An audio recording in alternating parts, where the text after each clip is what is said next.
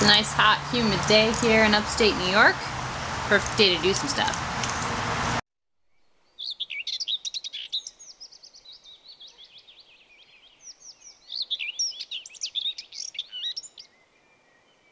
So we're going to work on the truck a little bit more. We got a couple more things to wrap up. The alignment is way off. So you can probably see it here. The camber is way off. And we found out the truck has like a 4-inch lift, but they never put in a drop bracket to drop the front suspension back down to level it out. But right now we're working on rebuilding the power steering pump. So we've got the power steering pump and the steering gearbox out of the truck right now. But basically it's been leaking so badly that we would pour in a bottle of power steering fluid, fill up the reservoir, and by the time we're done driving it would be empty again.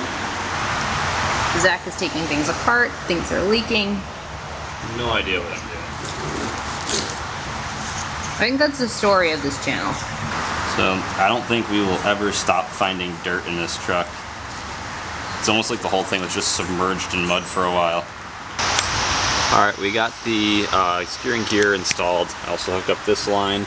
So next up I'm going to attach the shaft that goes from the steering wheel up to the input of the steering gear, and then we're going to rebuild the power steering pump. But it's currently 95 degrees out, so we're going to go swimming for a bit. So I've got the power steering pump torn down now. So here's kind of the main pump body, and then got the new seal kit. So now it's just going to be a matter of taking out all the old O-rings, replacing them with the appropriate ones, and then this seal on the end gets replaced. So there's a metal cap and a seal under it, and I think that we were leaking out of there. And then we were also leaking out of this O-ring that seals up with the actual plastic housing, like the tank that holds the fluid. So we'll get that rebuilt, and then it should be ready to go back in the truck pretty soon. Alright, I just got the power steering pump back together now. Alright, we got the pump back in, everything's hooked up. I bled some air out of the lines, filled it with fluid, so that should be pretty good to go now. Hopefully there are no leaks, and we can run for a little while, at least without having to add more fluid. So next up, I'm going to lift the axle back up, put some wheels on it, and then we're going to have to figure out how to drop the truck low enough that we can get the frame on jack stands. Mine don't even come anywhere close, so we're probably going to have to drop the back down, put the axle on the back on jack stands, and then put little wheels in the front, and then maybe some combination of that we can lower it enough, and then we can start working on the suspension.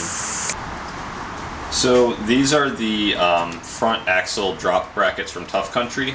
This is the 4-inch lift set, and then this is from the 2.5. We started out with the 4, that's what I thought we needed, but realized pretty quickly that it was way too big, so I had to go and reorder the 2.5.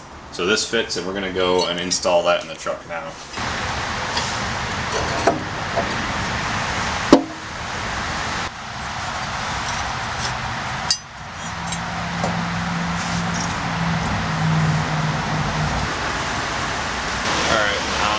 Found out that our truck has the wrong size holes. So it says in the instructions if you don't have 9/16 holes, you have to drill the holes in the frame bigger to accept these 9/16 bolts. So we have to go run and grab a drill bit for that, and we also need some Loctite. There we go. Cool.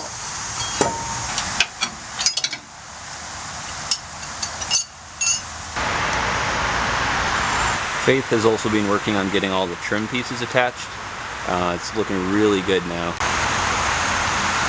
So I just snapped off the U-bolt, trying to tighten that back up. So we're gonna have to find some replacements now. Faith's busy spraying some of the other parts that we missed, just with some more of the black paint we've used. We got the brake drums looking really good now. And I'm lifting the front of the truck up. So it's a bit of a process to get it off the jack stands. So we don't have giant jack stands, so I had to drop the truck down onto the old stock wheels just to get it low enough so we could then get some jack stands on the frame. So I'm going to put it back onto the stock wheels, then we get the jack stands out, then we can put the big wheels back on. So we got the front wheels back on, it's off the jack stands in the front. So now we're going to lift up the back, throw on the big wheels, and then we can put the big wheels on the front. Then this should all be pretty good. The alignment already looks way better. The camber is back to being pretty straight. so we can adjust that with the cam bolts to kind of adjust the pivot point, and then it should be good to go. We're this far in and Zach finally got a creeper.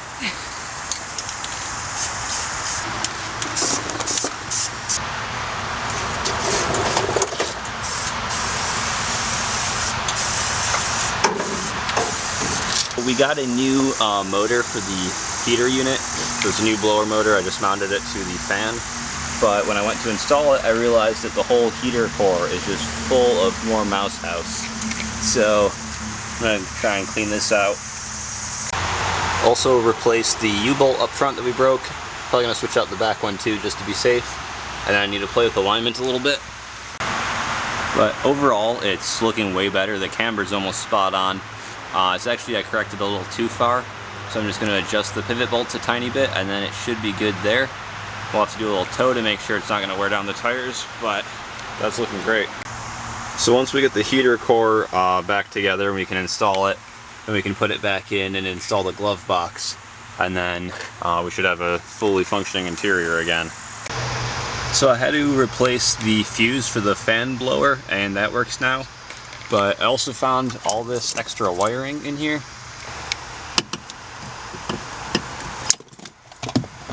So we can... Alright, we decided we're going to pull the seat out. We never really cleaned up back here very well, so we're going to clean out all the dirt. There's still bits of foam from the mice. Who knows what. Receipts, leaves, paper. So we got the seat out. And then we're also going to pull out the floor mat and try and clean that, see how that goes. We might need to get a replacement because it's just pretty dirty. But so the way things usually go, we started pulling out more and more pieces, cleaning everything. We're going to replace the floor mat because it's pretty gross. It's kind of ripped up, so we're going to get a new one.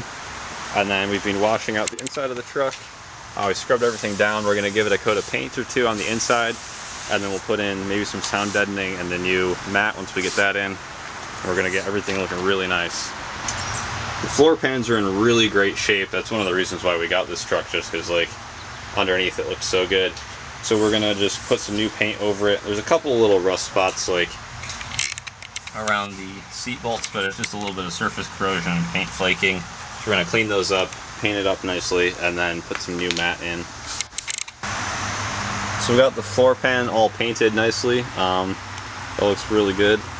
Also did a bit of touch up on the underside, just a couple spots where we'd missed paint before. Also been working on polishing up the chrome. You can see like how shiny the bumper is now. It's looking really good. So right now Zach is working on putting on some, it's actually roof. What is it called? Well, it's like sound deadening material. Yeah, but it's technically for roofing. It's like a roof sealant, so it's kind of like an asphalt inner with an adhesive layer on the back, and then there's an aluminum foil over the top, so it kind of prevents heat and sound. So this is a really inexpensive way of being able to help with some of the sound and make the cab not quite as loud and make it just feel a little bit nicer in here when we're driving around. This stuff is fairly easy to use. Just cut it with an X-Acto knife, peel off the backing, and then plop it into place. Yeah, and the actual material is kind of really soft. It's almost like Play-Doh. So you can really just kind of mold it into whatever shape you need. Alright, got most of the driver's side done too. Just started raining again though, so probably have to stop for now. Yeah, this is taking up most of a roll, so we probably could get by with 2 rolls. Good news, we got our new floor mat in the mail yesterday, so I've let this lay out a little bit in the sun for a while to kind of remove some of the folds. So now we're gonna get started putting this in the truck. So we confirmed that the new carpet does go all the way to the back of the cab. It doesn't just end at the front of the seat like the old one did. So that's pretty cool. So we're gonna add more sound deadening all the way across the back. So this will be a really nice space when we're driving, nice and quiet. And then I'm pulling off the shifter boots so that we can put the carpet just over the shifter linkage itself and then just cut out a small hole. So the new carpet came with some of this kind of like foam padding stuff. This is what the mice had eaten last time. So we just got this in. We've got a hole cut out for the 4-wheel drive shifter, and we've got the regular shifter over there. Alright, we had the mat out in the sun for a while so it could soften up, so it's really pliable now. So now we can just kind of unroll it into place.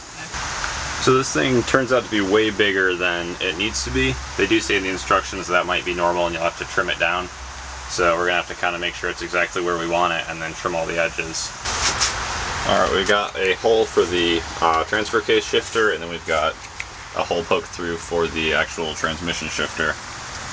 So now we're gonna kind of open that up to the appropriate size so this can move through its full motion without moving the carpet. Then we can put the boots on. Because the matting isn't already cut to size, we're taking out the gas pedal because it's kind of in the way, and then we're gonna try and lay it out and then cut it better. Otherwise, I think that our cut is gonna end up being pretty jagged, and we obviously want it to look nice. So we're starting to get everything to fit nicely. It's a little nerve-wracking kind of cutting everything up, but it's starting to look really good. We've got that side all trimmed up, and the front is mostly there. It's got a little bit more trimming to do up top and then along this side. And then it should be good for reassembly. So we'll start tucking it in behind all the trim pieces, bolting everything in, getting the seat back in, all that kind of stuff. Alright, so we got the passenger side all set up. It looks pretty good back here. It's all tucked in nicely. Now we're doing the driver's side. Everything's popping together pretty well, and I think it's going to look better than it did when it came out of the factory by the time we're done with it, which is pretty cool. So right now we are working on getting the seat installed. We got the buckles put in place, and Zach is bolting in the bench itself right now. And then the cab is like pretty much together. So the seat is installed. It looks so much better with the new matting in. The light is kind of difficult right now, but as you can see, it's like nice and clean. Yeah. And everything's really blue. Welcome to the inside of the cab that is looking all pretty. So right now, Zach is working on mounting a little plate that he made to house our new choke. So we just put it right next to the hood release and the parking brake release, so hopefully it'll seem pretty natural. We ended up getting a new choke. We got the Edelbrock one because the cheap version that we had gotten before, it just didn't function very well, and it also wasn't long enough to get to the part of the cab that we wanted to mount this thing where it seemed the most natural. So up until this point, we just had it kind of dangling where the glove box was, or is now, and so hopefully this will be a lot better. We will see. In other news, I got this really sweet mug from work. It is chipped, but it was on the free table and I like it a lot, and tea's great, so there we are. So we have the choke cable sticking up a hole in the firewall. That was one of the challenges, is finding a spot where we could actually put it through, because it did have an automatic choke when we got it originally, but we swapped out the carb and ended up going with the manual choke. So we had to find a spot where we could actually put the choke cable through the firewall. Obviously we could have drilled, but we really didn't want to. We didn't want to modify that any more than necessary. So fortunately there's one at a pretty logical spot, so hopefully this will all work.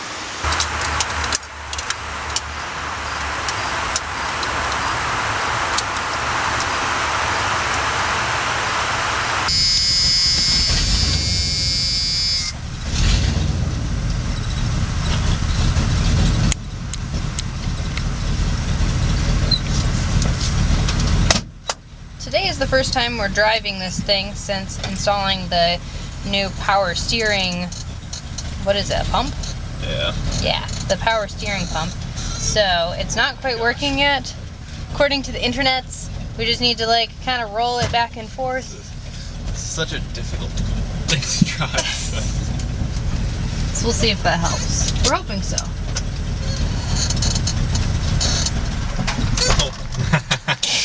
It's gonna be dead here and then it won't start. And then we'll have to like off-road the Mini.